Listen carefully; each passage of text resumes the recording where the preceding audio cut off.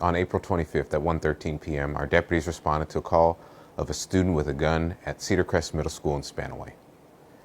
Deputies were told that the student had flashed a gun at several other people and the school had gone into full lockdown.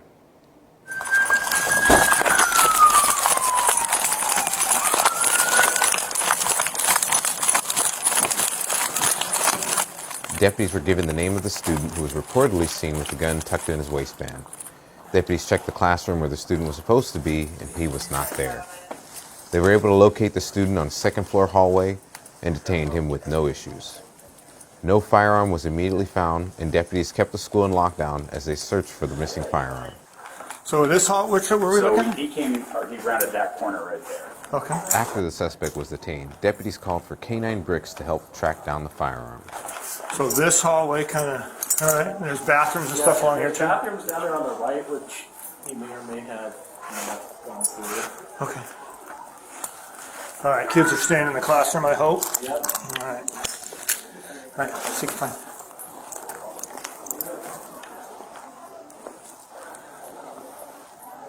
Okay, see you fine. Brixie.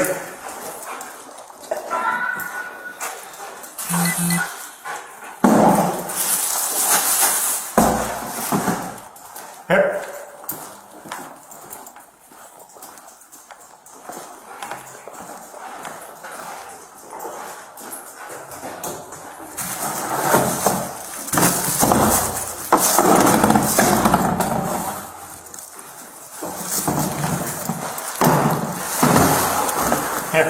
Here.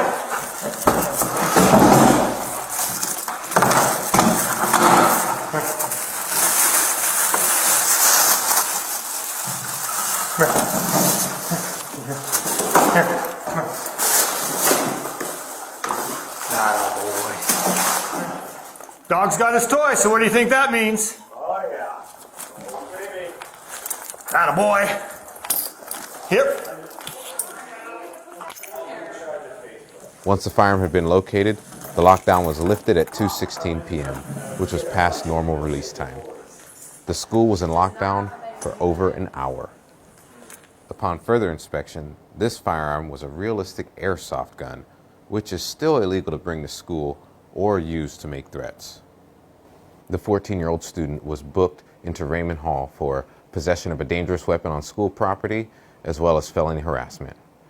And one thing I'd say about this BB gun right here, or airsoft gun, it is made by the Glock manufacturer. This is my department-issued Glock firearm, and I'd be hard-pressed to bet if anybody could tell the difference between these two if somebody was pointing it at them. Our deputies are faced with a lot of crazy things out on the street. We are worried about people being armed all the time. Having a kid with a firearm like this that looks like a real one definitely does not have its place in our schools.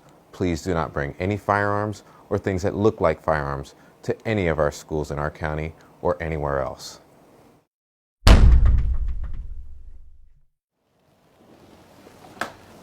All right, now that you've watched the video, I want to tell you about some impacts that I took away from watching all this body camera footage. The first thing I want everybody to realize is that lockdowns and lockdown drills are way different than earthquakes and earthquake drills. These are very traumatic incidents that could happen at the school. We're prepping for those things and practicing those things, and the kids have seen all sorts of stuff happen at schools across the country. So when their school goes into an actual lockdown, it can be very frightening. No one really knows what's going on in the classroom. The staff doesn't know what's going on. They just know that they've been told to lock down from the announcements that have come out over the loudspeaker. So not only is it scary for students, it's scary for the staff and the faculty as well. And it's scary when we respond to events going on at schools, because we're concerned about your most precious possession, your children, just like we'd be concerned about our children. So I want everybody to remember, if there is a lockdown drill at your children's school, please check on them, make sure they're doing well, not just physically, but emotionally. The next thing I want to touch on is that in this incident, there was over 29 deputies, officers, and state troopers that responded. Understand, when we hear something like this, we are all going. No one is waiting to be told if they can go assist another agency with a call at a school. We are all headed that way as fast as we can. So I really appreciate everybody that did go out there and everybody that was on their way to help as well.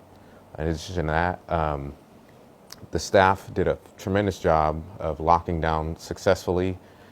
There was no one wandering the hallways except for the person we were looking for. And that's exactly what we're looking for when we ask the schools to lock down and when we practice these drills. So outstanding job to the school and the students there.